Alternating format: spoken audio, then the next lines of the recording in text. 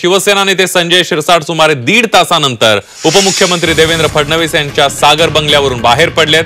आमच्यात कोणतीही राजकीय चर्चा झाली नसल्याचे त्यांनी सांगितले। तसंच एकनाथ शिंदे आणि देवेंद्र फडणवीस यांच्यासाठी लॉबिंग करण्याची गरज नाही असंही शिरसाट म्हणालेत। रात्री 8:30 वाजण्याच्या सुमारास शिरसाट सागर बंगल्यावर गेले होते। तब्बल 1.5 तासानंतर शिरसाट सागर बंगल्यावरून बाहेर पडलेले आहेत।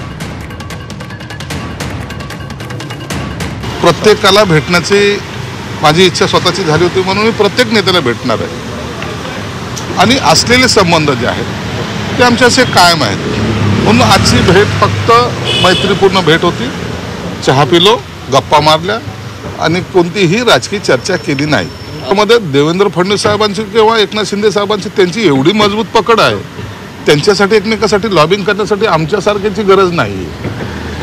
म्हणून असं कुणी आमदार जाऊन लॉबिंग करेल, आमदार जाऊन सांगेल, सह्याचं निवेदन देईल, असं थोडी चालतं राजकारणामध्ये। हे वरिष्ठ पातळीवरचं राजकारण आहे, वरिष्ठ पातळीवर निर्णय होत असतात आणि म्हणून कोणी कुणाला भेटलं म्हणून त्याचं लॉबिंग हा अर्थ घेऊ नका।